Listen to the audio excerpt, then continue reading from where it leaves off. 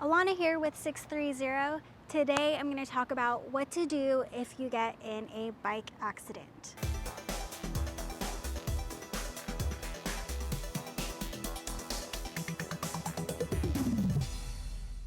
Hopefully you never need this advice, but it's a good idea to have this information in case you ever do get in a bike crash.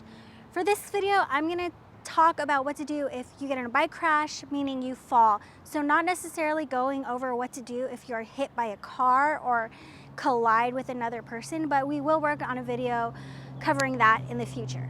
The first tip is to slow down. After an accident, your adrenaline is pumping, you might feel great, but your body might not be in great shape actually. So it's a good idea to slow down, take your time getting up, and don't feel like you have to jump on your bike right away.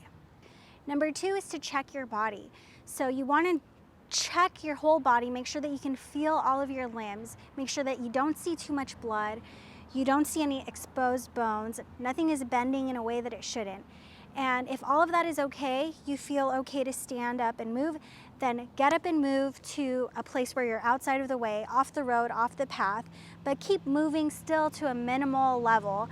And if you don't feel okay to move, immediately call for help, seek assistance if that's available to you. Number three is to check for a concussion. If your helmet is dented or broken, then that's a sign that you hit your head.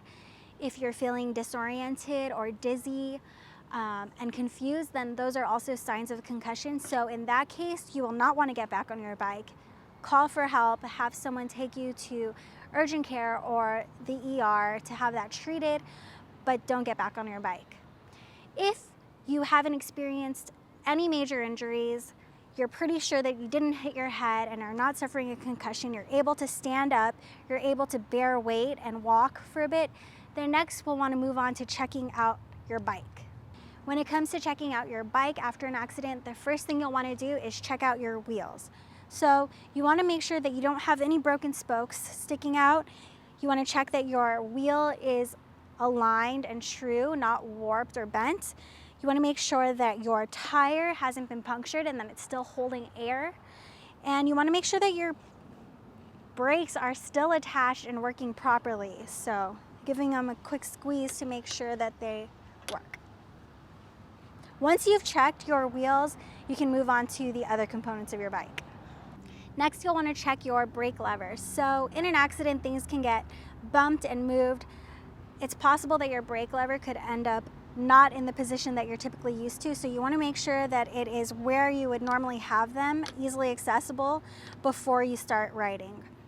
After checking your brake levers and your shifter, then you'll want to check your derailleur. This is another thing that can bend in an accident. So here you can see it hangs down, and if it gets bent, it can make shifting gears a little tricky or prevent you from being able to shift gears. So you just want to make sure that this piece is not hitting anything that it shouldn't be hitting. After checking the derailleur, you want to check your chain, make sure that it's intact, no missing pieces, and that it's on your bike, on the crank and on the shifter back here correctly. After that, you'll just want to check your saddle and your handlebars, make sure they're aligned correctly and tightly, so that they're not swiveling or moving as you're biking. And if everything looks good, then you should be able to hop, and if you're feeling good, you should be able to get back on your bike, continue or finish your ride. But that being said, it's a good idea to prepare ahead of time just in case you do get in an accident.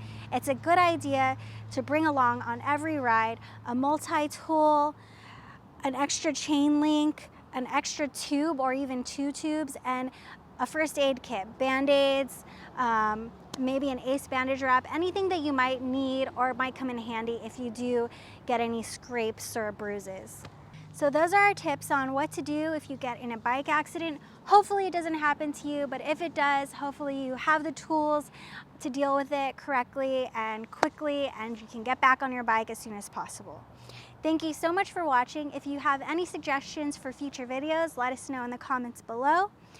Don't forget, it's your journey, your experience. Enjoy the ride.